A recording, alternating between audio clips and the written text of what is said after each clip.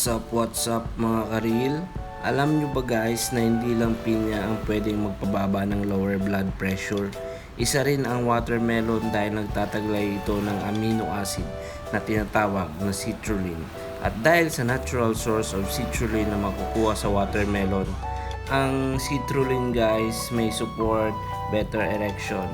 Kaya sa mga hindi mahilig kumain ng watermelon, alam nyo na guys. Inabot pala guys ng 6 na kilo yan.